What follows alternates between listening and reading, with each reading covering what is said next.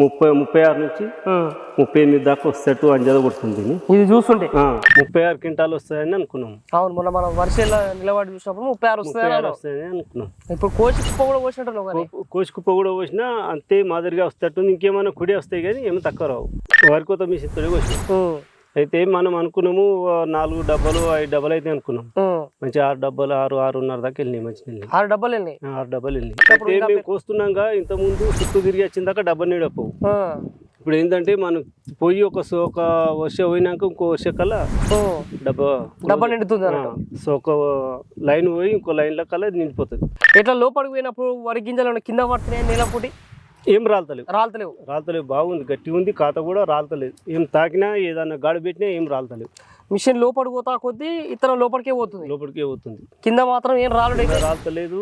చూస్తేందుకు కూడా బాగుంది. చూడటానికి బాగుంది.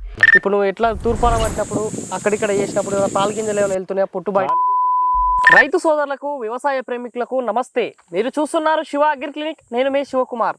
ఈరోజు మనం వచ్చేసి బూరుగడ్డ గ్రామము, కౌడిపల్లి మండల కేంద్రము, మెదక్ జిల్లాలో ఉన్నాము. మనతో పాటు వచ్చేసి రైతు వెంకట్ గారు ఉన్నారు. ఈరోజు ఈ వీడియో టాపిక్ వచ్చేసి లుమినారా లెగసీ ప్రైవేట్ లిమిటెడ్ వారి పంట USP Q9 అనేటువంటి రీసెర్చ్ వెరైటీకి సంబంధించి దొడ్డు రకం పంట అని చెప్పుకోవచ్చు. ఈ యొక్క పంట గురించి గత వారం 10 రోజుల కిందట మన ఛానల్లో రైతు వెంకట్ గారు తన వ్యవసాయ క్షేత్రంలో నిలబడి పంట సాగు చేసిన విధానం గురించి, అదేవిధంగా ఎంత దిగుబడి రాబోతుందో వాళ్ళ యొక్క అంచనాలు కూడా చెప్పడం జరిగింది. ఈ రోజు అయితే వాళ్ళకు ఉన్నటువంటి 3 ఎకరాల వ్యవసాయ భూమిలో దాదాపు 1 ఎకరం పంట కోయడం జరిగింది. కోసిన ఒక పంటని ఇక్కడ కుప్పలాగా IKP సెంటర్కి దగ్గరలో ఉన్నటువంటి ప్రాంతంలో వీళ్ళ ఊరికి బయట ఈ యొక్క పంటని కోసి ఎండబెట్టడం జరుగుతుంది.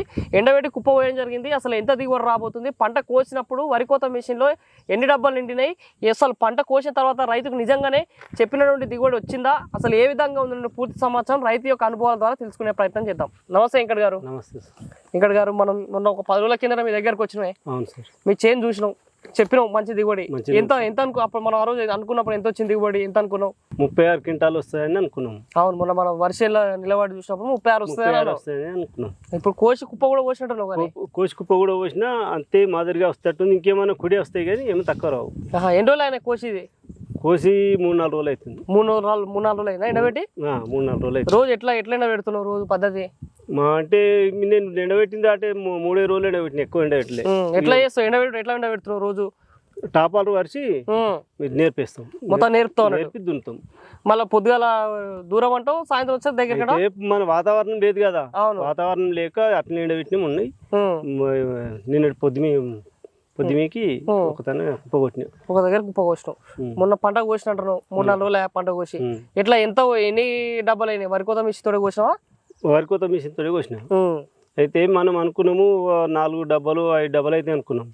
మంచి 6 డబ్బాలు 6-6.5 దాకా వెళ్ళినాయి. మంచి 6 డబ్బాలు వెళ్ళినాయి. 6 డబ్బాలు వెళ్ళినాయి. ఒక డబ్బాలు ఎన్ని క్వింటాలు ఉంటుంది అది వరి కోత మిషన్? అంటే మనకు 10 బస్తాలు వెళ్తాయి. 10 బస్తాలు? 10 బస్తాలు. 10 బస్తాలు అంటే ఒక సంచి 70 కిలోలు 65 కిలోలు ఉంటుంది.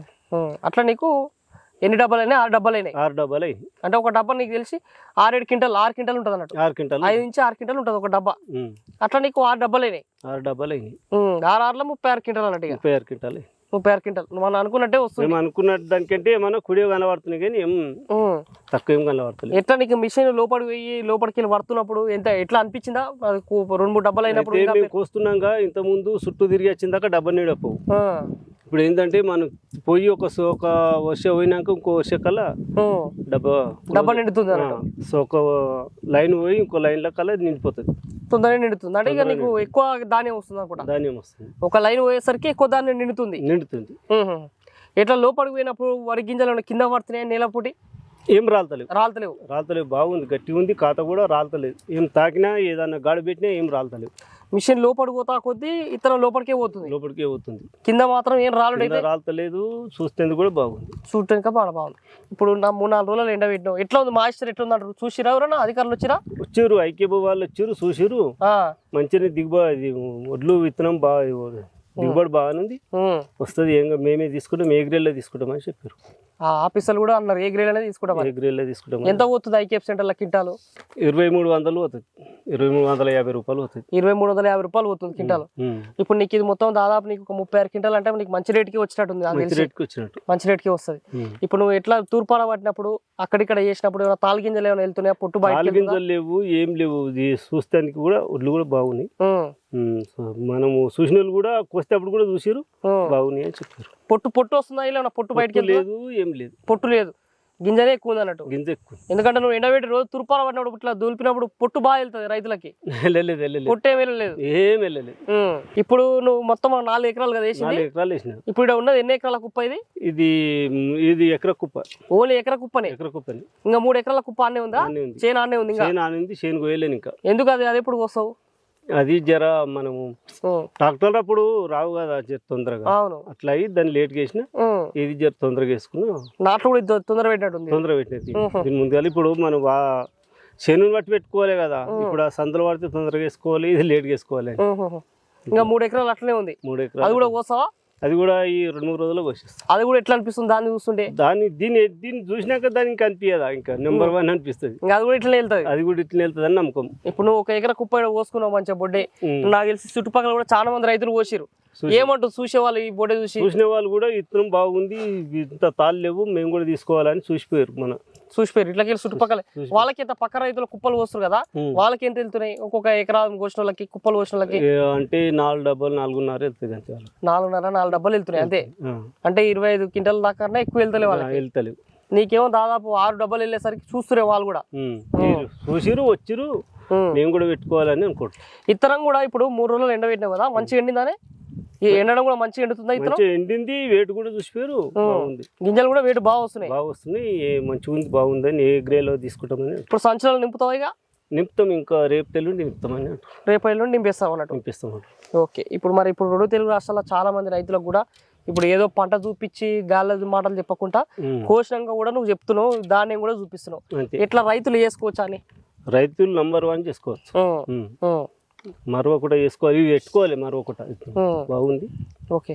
ఇప్పుడు 4 ఎకరాలు వేసినావు, ఎంత పెట్టుబడి పెట్టినావు ఎకరం మీద?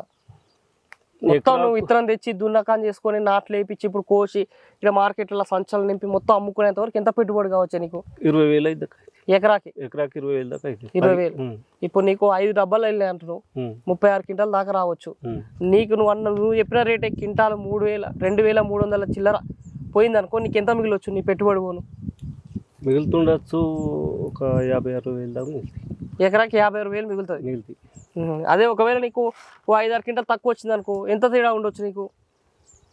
తేడా అంటే ఇక ఒక 15,000 దాకా వస్తుంది. ఒక 10,000 అయితే 15,000 అయితే రేట్ తక్కువ అవుతుంది. దీనివల్ల అయితే నీకు 10,000-15,000 ఆదా అయినట్టు. మంచిగా ఉంది అన్నట్టుగా. మంచిగా. మళ్ళీ ఇప్పుడు వానాకాలం పంట కూడా Q9 వేయాలనుకుంటున్నావా? వేయాలనుకుంటున్నా. పోయి మళ్ళీ అదే షాప్ పోయి ఏమంటే మంచిది ఇస్తారు, తీసుకొని వచ్చి ఇదే Q9 వేస్తావు అన్నట్టు. వేస్తావు. మంచిగా ఉంది.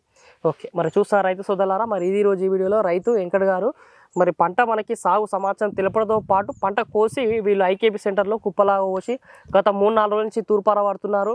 అదేవిధంగా పంటను కూడా ఎండ పెడుతున్నారు. కాబట్టి ఈ సమయంలో చూసినట్టయితే గింజ నాణ్యత కూడా ఏమాత్రం తగ్గకుండా, పొల్లు పోకుండా, గింజ పొల్లు పోకుండా, తాలు లేకుండా కూడా పంట నుంచి వచ్చిన గింజ ఎట్లా ఉందో అదే గింజ ఇక్కడ కనిపిస్తుంది.